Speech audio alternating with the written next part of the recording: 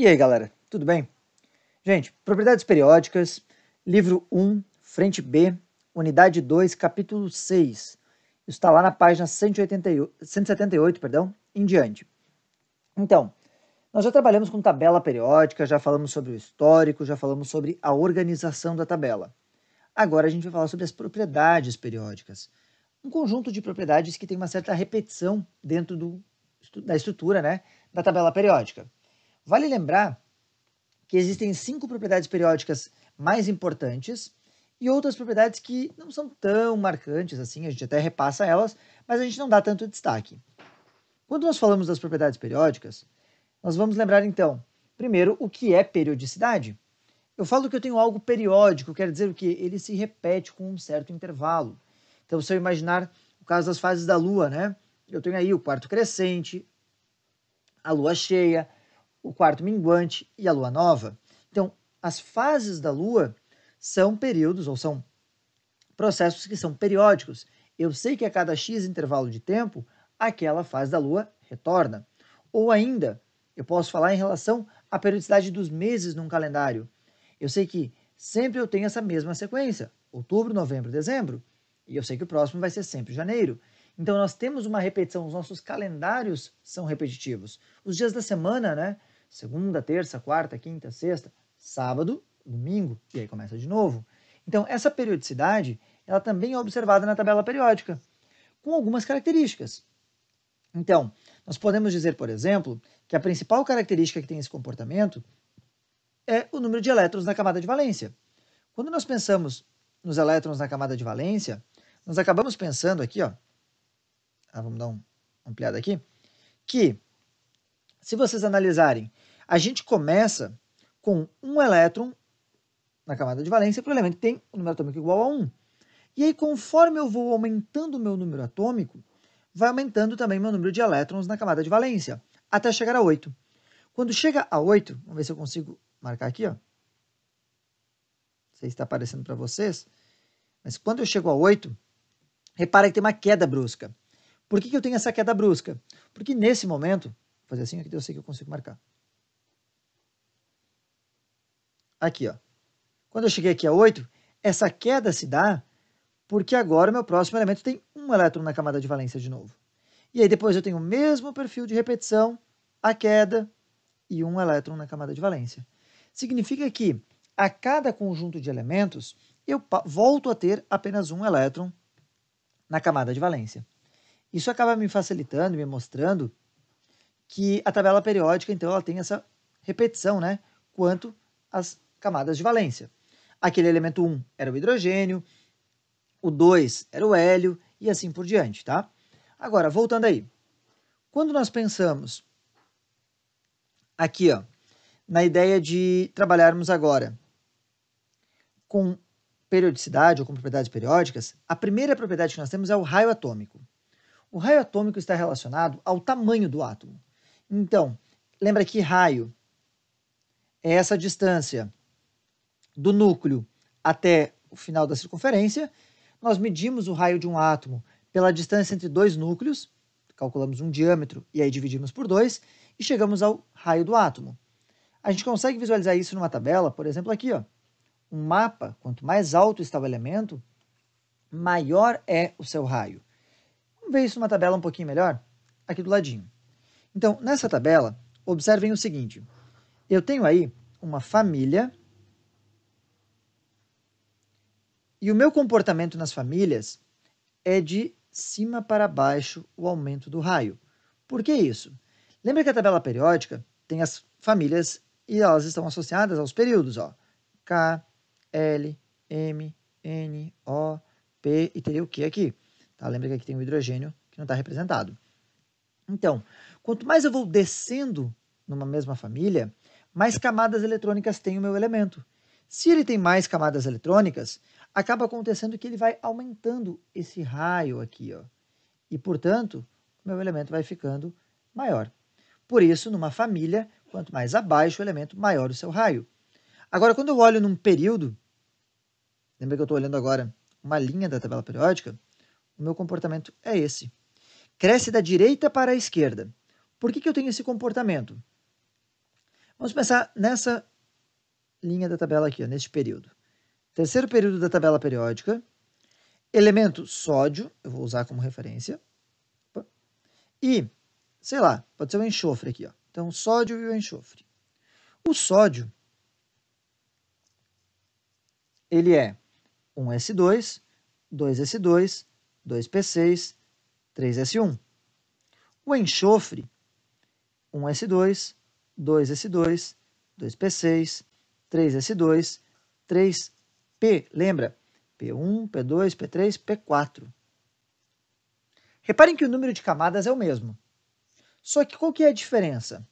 Lá no núcleo do enxofre, eu tenho 16 prótons. No núcleo do sódio, eu tenho 11 prótons. Na primeira camada dos dois elementos, eu tenho o mesmo número de elétrons. E lembra que próton é positivo e elétron é negativo. Então, para o sódio, aqui, eu tenho 11 prótons no núcleo puxando 2 elétrons da primeira camada. Isso é atraído com uma razão X, que seria de 5,5. Agora, quando eu olho para o enxofre, os mesmos 2 elétrons da primeira camada são atraídos por 16 prótons. Logo, eu tenho uma razão de 8, como se fosse uma razão de forças. Quer dizer que a primeira camada do enxofre é puxada para mais perto do núcleo. E assim, sucessivamente, as outras camadas também se aproximam do núcleo. Por isso que num período, quanto maior o número atômico, ou seja, quanto mais aqui, ó, na direita da tabela, menor o tamanho do átomo. Por isso que o flúor é um elemento bastante pequeno, enquanto o lítio é um elemento bem maior. Tranquilo? Então, raio atômico associado ao tamanho. Vamos apagar aqui e vamos em frente. Agora, gente, raio de um íon. Eu posso trabalhar com o raio iônico, o raio das espécies carregadas. Quando eu vou falar do raio das espécies carregadas, lembra que a gente tem o cátion, que é o íon positivo, e temos o ânion, que era o nosso íon negativo. Então, pensando em exemplos, eu coloquei aqui, ó. Cátion, vamos montar a distribuição eletrônica de novo do sódio. 1S2, 2S2, 2P6, 3S1.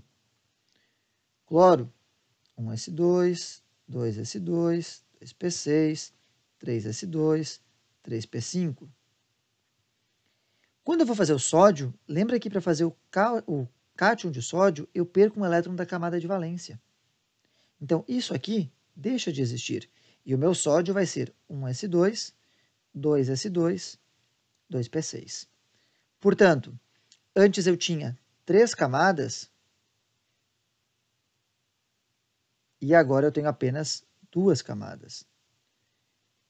Se diminuir o número de camadas, diminui o raio do teu átomo. Além de diminuir o raio por diminuir o número de camadas, antes você tinha os 11 prótons aqui, ó, do sódio atraindo 11 elétrons. A partir do momento que virou um cátion, você tem 11 prótons atraindo 10 elétrons. Então, se nós fizéssemos a ideia para o átomo neutro, poderíamos dizer que seria 11 dividido por 11, e a razão daria de 1. Para o cátion, nós teríamos 11 prótons atraindo 10 elétrons, e a razão seria de 1,1. Essa razão que eu escrevo aqui para vocês seria como a força de atração.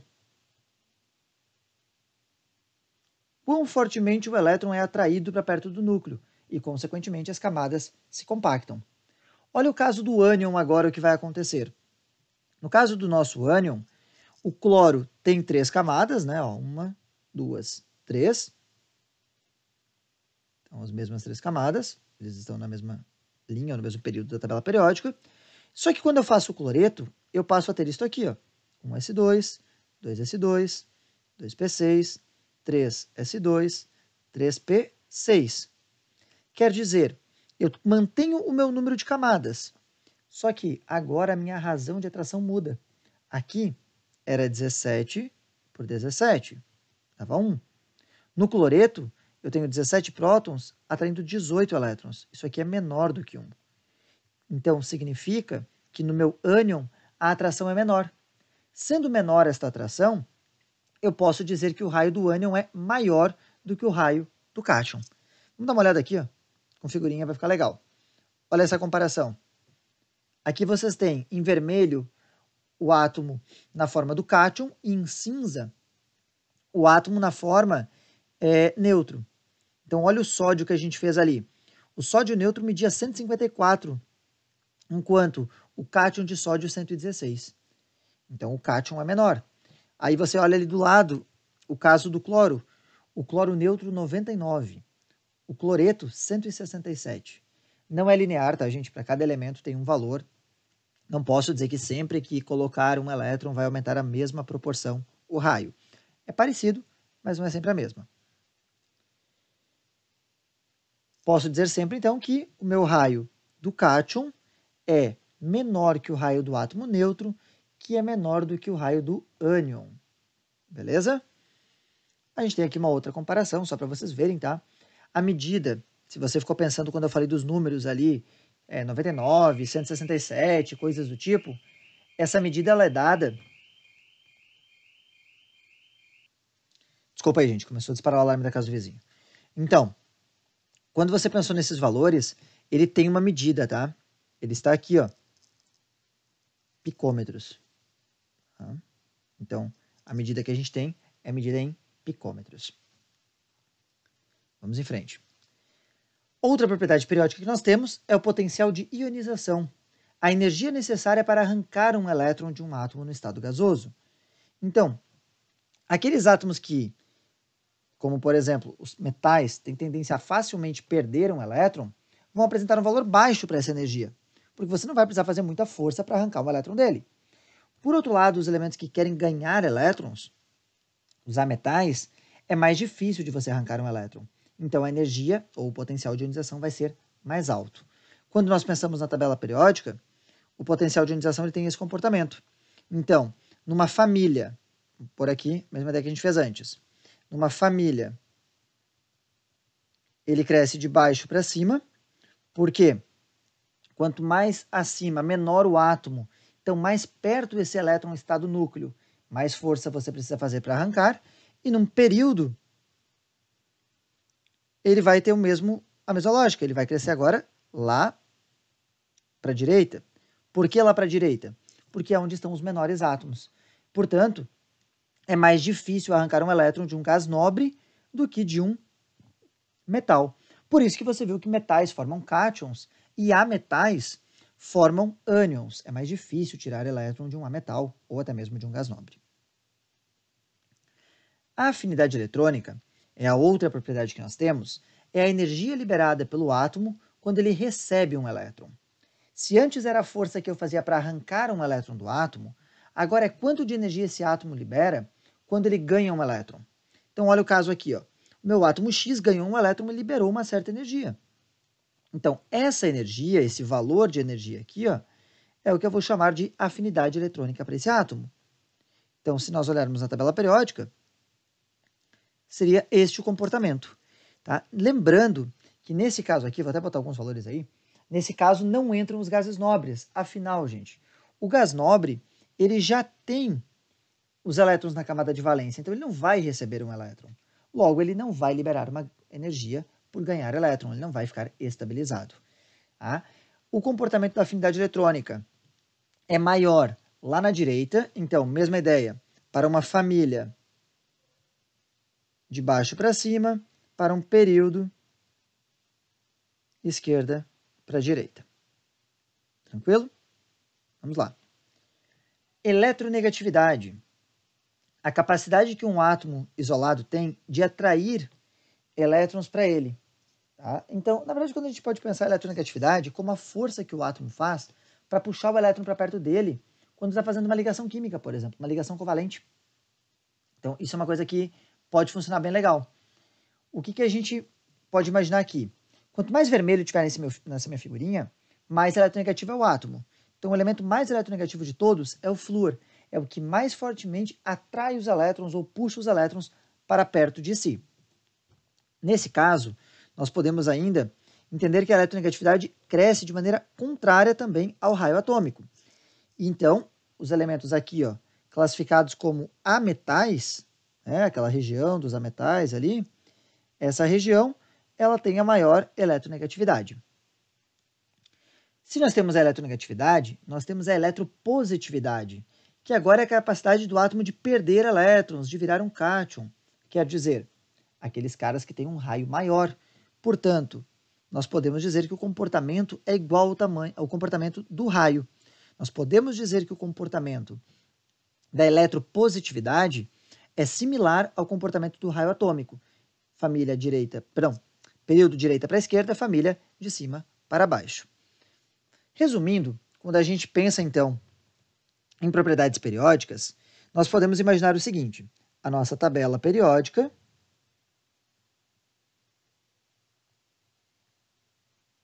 vamos só arrumar essa tabela aí que ela ficou pequenininha.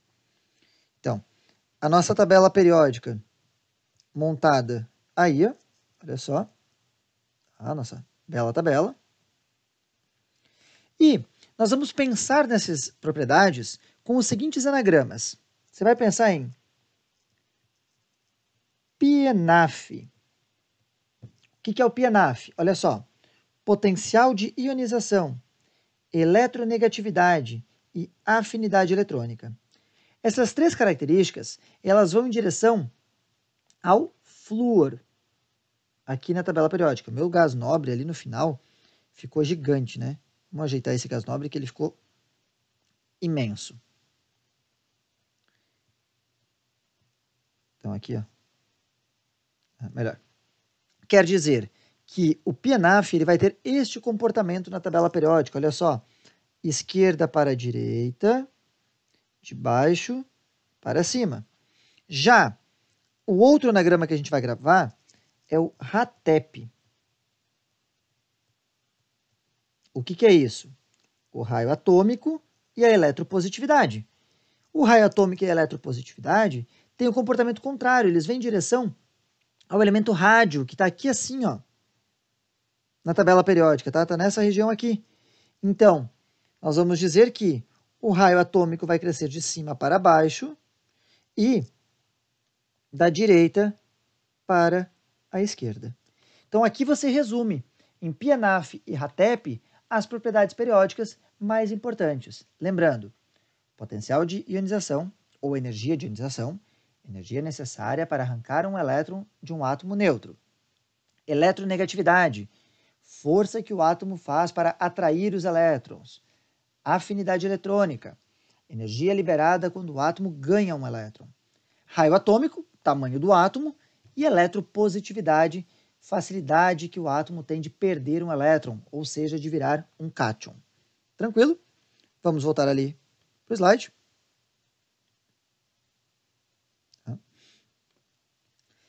Aí nós temos algumas características que eu quero só citar para vocês. Vamos lá.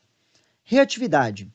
Se os elementos eletropositivos estavam aqui, e se os eletronegativos estavam nessa parte aqui, sabendo que eletropositividade é perder elétron, eletronegatividade é ganhar elétron, eu posso dizer que quanto mais eletropositivo ou quanto mais eletronegativo, mais reativo é o meu elemento. Na prática, gente, eu poderia dizer que a reatividade cresce assim, ó, do meio para as bordas na tabela periódica. Volume atômico é o volume ocupado por um mol, olha lá da outra frente, de um elemento no estado sólido. O volume atômico ele tem um comportamento que é de cima para baixo e do meio da tabela para as bordas. Então, nós podemos imaginar que os elementos com maior volume, né, são os elementos que estão nessas partes aqui da tabela periódica. Beleza? Além disso, nós temos a densidade, que vai usar, obviamente, a relação da massa e também do volume, onde os elementos de maior densidade, então, vão estar mais abaixo e mais no meio da tabela periódica. A gente até tem aqui, ó, a densidade de alguns elementos para vocês verem. E, de novo, cima para baixo, agora, em vez de ser do meio para a borda, é da borda até o meio. Tranquilo? Temperatura de fusão e de ebulição. Metais alcalinos e alcalinos terrosos, a temperatura de fusão e de ebulição vai crescer de baixo para cima. Para os outros elementos, vai crescer de cima para baixo. E em todos eles, ela vai das bordas para o meio da tabela.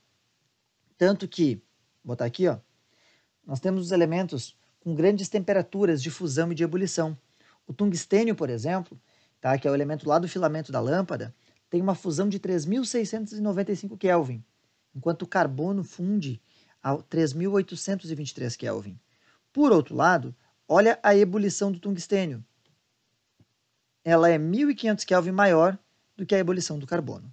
O tungstênio é o nosso elemento com maior temperatura aí, tá, com uma das maiores temperaturas de ebulição. Perde apenas para o rênio, que está ao lado dele aí, com 5.869 kelvins. Beleza? Então, só para vocês terem uma ideia, tá, gente? Eles estão mais ou menos aqui assim na tabela periódica. Questãozinha do Enem para a gente dar uma olhada. No ar que respiramos, existem os chamados gases inertes. Trazem curiosos nomes gregos, que significam o novo, o oculto, o inativo. E de fato são de tal modo inertes, tão satisfeitos em sua condição, que não interferem em nenhuma reação química e não se combinam com nenhum outro elemento, e justamente por este motivo fizeram sem ser observados durante séculos. Ficaram sem ser observados, perdão. Só em 1962, um químico, depois de longos e engenhosos esforços, conseguiu forçar o estrangeiro, o xenônio, a combinar-se fugazmente com o flúor ávido e vivaz, e a façanha pareceu tão extraordinária que lhe foi conferido o prêmio Nobel. Então, isso é um pedacinho do livro Primo Levi, tá? Com a propriedade do flúor, justifica sua escolha como reagente para o processo mencionado. Então, lembra que um gás nobre, ele tem lá o xenônio, por exemplo, ele tem os seus elétrons na camada de valência. E ele vai se ligar ao flúor, que tem 7 elétrons. Qual é a característica do flúor que faz com que ele queira reagir, que ele force o gás nobre a reagir, fazendo lá a ligação covalente, que a gente ainda vai ver. Tá? Essa força que o flúor tem para atrair o elétron, lembra que ela estava como eletronegatividade.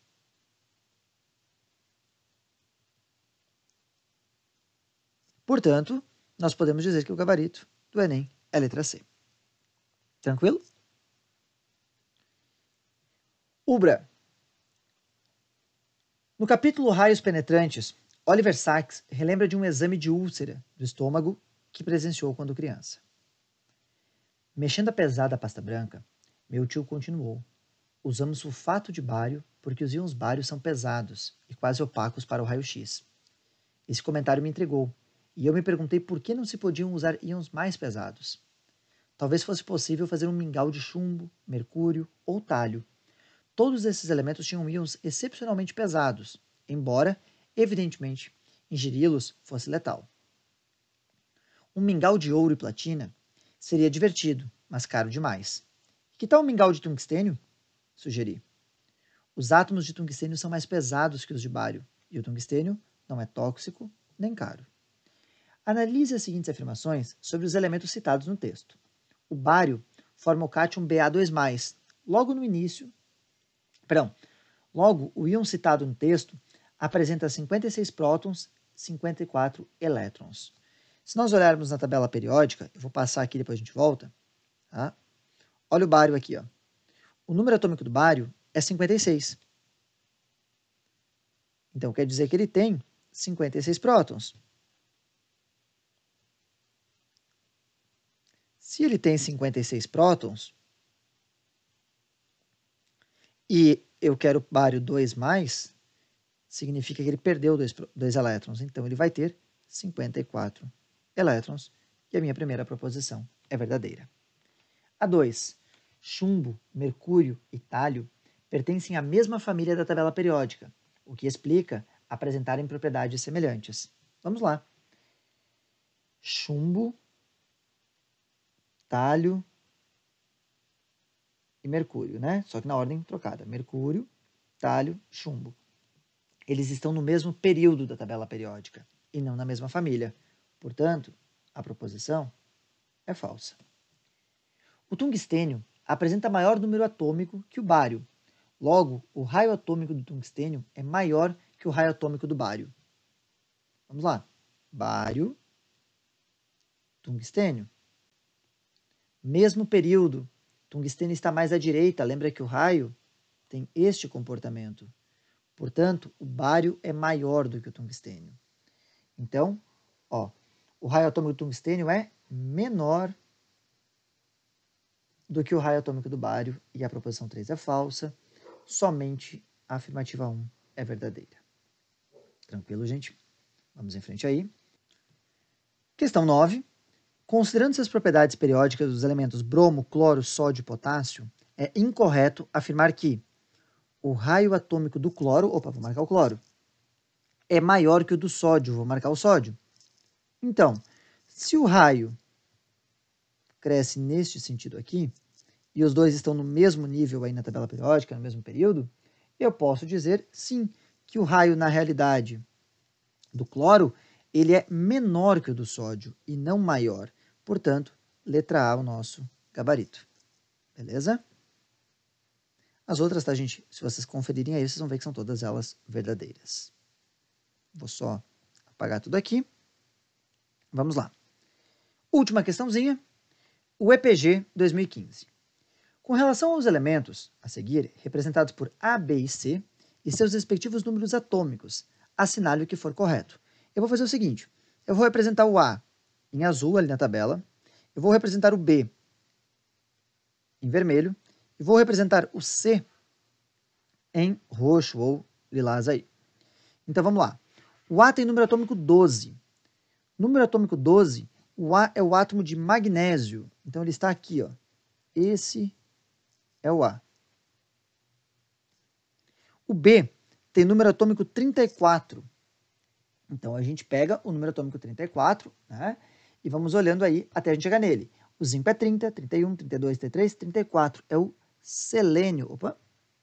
Aqui, ó. Então, o elemento selênio é o nosso elemento B. E o C é o elemento 38. Bom, 35, 36, 37, 38. Ele é o estrôncio, que está aqui, ó. Então, agora que vocês têm já a posição dos elementos, vamos ver aí. Lembra que as nossas propriedades periódicas eram o PNAF e o RATEP. Este era o comportamento do RATEP e este era o comportamento do PNAF. Vou fazer assim, ó. Portanto, olha para a primeira proposição aí. Só para ficar diferente. Os elementos A e C fazem parte do mesmo período da tabela periódica. Falso, né, gente? Eles fazem parte da mesma família. Aqui, ó, eles, ó. Eles são dos metais alcalinos terrosos, mas não estão no mesmo período. O elemento B é o que apresenta o maior caráter metálico. O B está lá na parte em amarelo da tabela, dos ametais. Falso. C, ou 04. O elemento que perderá o elétron mais facilmente é o elemento C, sendo este o menos eletronegativo. Verdade.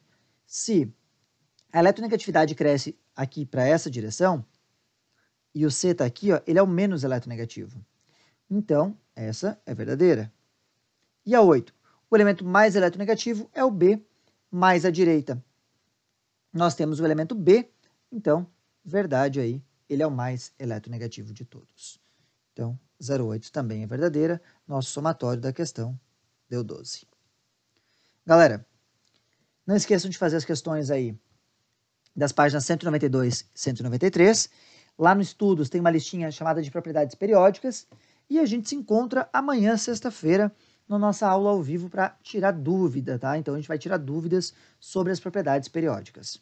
Forte abraço e até a próxima.